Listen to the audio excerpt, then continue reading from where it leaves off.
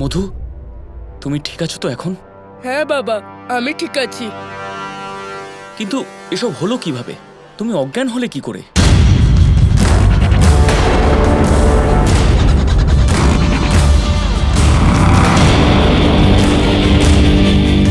হ্যাঁ হ্যাঁ, বলো মধুমঙ্গল, ভয় পেও না।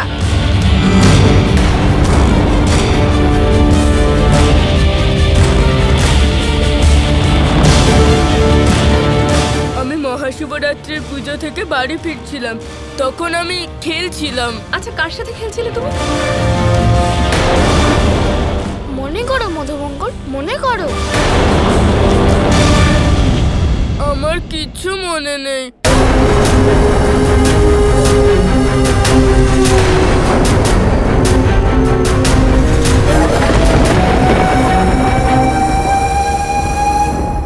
মহারাজ কংসের দেওয়া ঔষধ কাজ করছে। বকাসুর, এইটা ওই বালককে খাওয়াও। এটা পান করার পর ওর চেতনা ফিরে আসার পরেও ও কিছুই স্মরণ করতে পারবে না।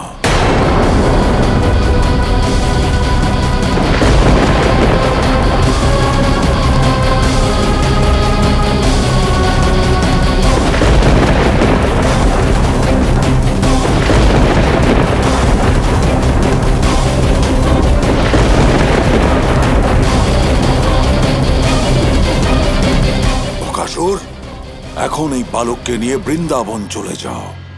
আর হ্যাঁ, ওই গ্রামবাসীদের বিশ্বাস জিতে নাও। এমন কিছু করো যাতে ওই গ্রামবাসী তোমার জন্য ওই গ্রামে থাকার ব্যবস্থা করতে পারে। তারপর তুমি তোমার আসল খেলা শুরু করতে পারো বকাসুর। অতঃপর তোমার ওই মায়াবী বালকের সাথে দেখা করার এবং তাকে আমার সম্মুখে নিয়ে আসার পর্যাপ্ত সময় থাকবে। আর হ্যাঁ, ওই মায়াবী বালককে আমার সম্মুখে জীবিত নিয়ে আসবে। প্রথম পরিকল্পনা তো সফল হয়েছে।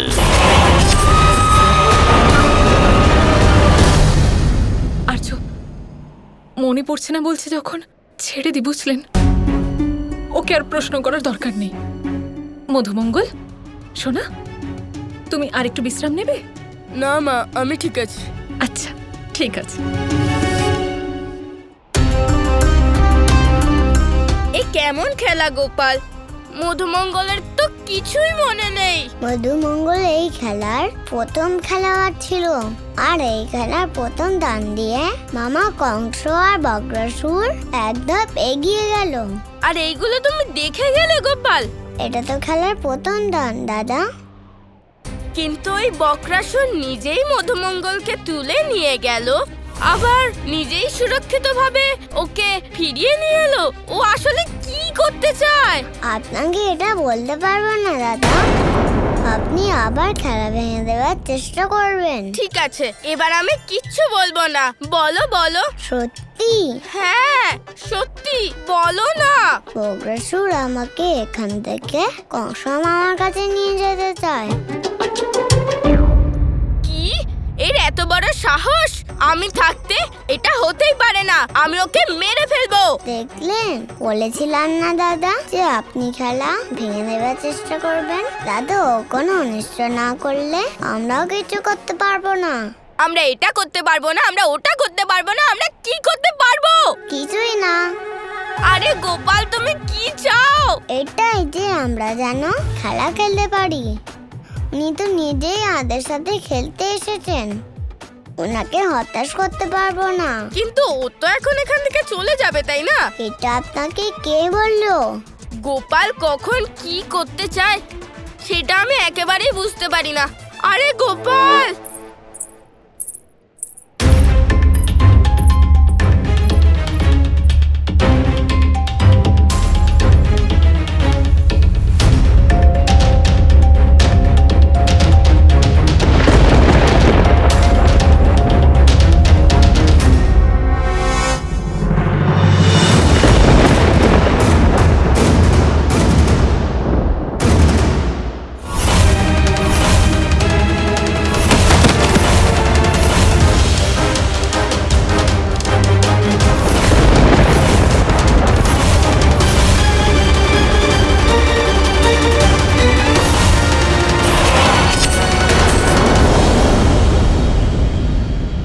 এই হলো সেই মায়াবী বালক কৃষ্ণ।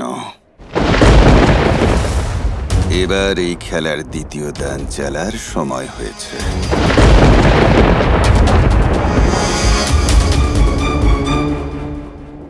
আমি প্রসন্ন যে আপনার পুত্র সুস্থ আছে। এবার আমাকে যাবার অনুমতি দিন। আমাকে আশ্রয়ও খুঁজতে হবে। আপনাদের কি এমন কোনো গ্রাম সম্পর্কে জানা আছে যেখানে আমার থাকার কোনো ব্যবস্থা করা যেতে পারে? আসলে বিষয়টা, আমার কোনো বাড়ি নেই, কোনো গ্রাম নেই, কোনো আপনজন নেই। গ্রামের পর গ্রাম আশ্রয় খুঁজতে খুঁজতে আমি পথ ভুল করে এখানে চলে এসেছি। ও, এই বক্রাসুর কত মিথ্যে কথা বলছে দেখুন দাদা। হ্যাঁ গোপাল, দেখো কত মিথ্যে বলছে। আসলে কোনো গ্রাম আমাকে আশ্রয় দিচ্ছে না। সত্যি তো, একজন অনাথকে কেন কেউ বিশ্বাস করবে? অনাথ? আবার একটা মিথ্যে কথা। আরে আপনি দেখতে থাকুন ওর অভিনয় দাদা। ইনি কে? ওই তোমাকে এখানে নিয়ে এসেছে মধুমঙ্গল। আমাদের সবার তোমায় খুঁজতে খুঁজতে অবস্থা খারাপ হয়েছিল। ইনি তো তোমাকে পাঠিয়েছেন মধুমঙ্গল। আপনি আমায় বাঁচিয়েছেন, আপনাকে আমরা বিশ্বাস করতে পারি। আপনি এখানেই আমাদের বৃন্দাবনে থেকে যান। কি নন্দ বাবা? আরে গোপাল, এই মধুমঙ্গল কেমন কথা বলছে? ও এখানে বক্রাসুরকে কিভাবে থাকতে বলতে পারে?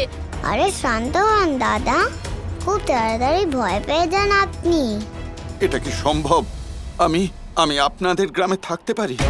আমি জানি যে কেউ নিজেদের গ্রামে অপরিচিতকে আশ্রয় দিতে চান না, কিন্তু যদি আপনারা আমার উপর বিশ্বাস করেন তাহলে আমি আমার বাড়ি ফিরে পাবো, আপনাদের মতো মানুষকে কাছে পাবো।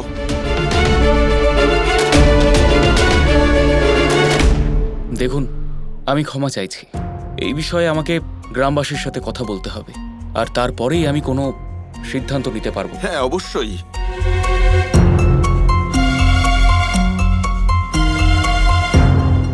এরা শুধু আমাকে এখানে থাকবার অনুমতিটা দিয়ে দিক, তারপর আমি নিজে এই মায়াবী বালককে নিয়ে মহারাজ কংসের কাছে ফিরে যাব।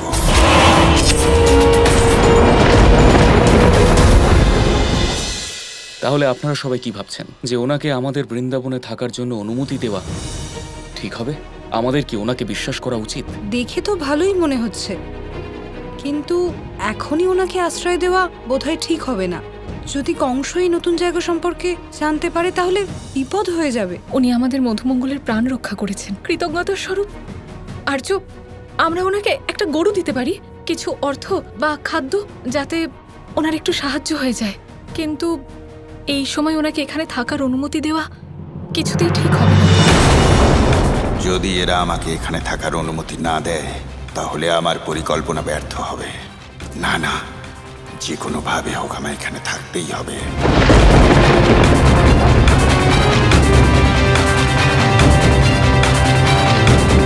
গোপাল, এবার দেখতে থাকুন দাদা, এরপরে কি হতে চলেছে।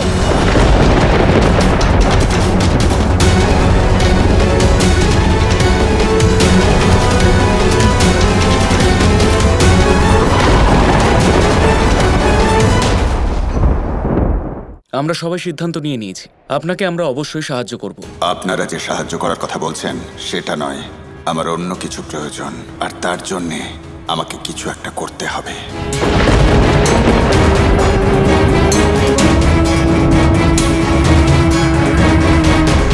আপনারা সবাই কতটা ভালো সেটা আপনাদের সবাইকে দেখে আমি প্রথমেই বুঝতে পেরেছিলাম।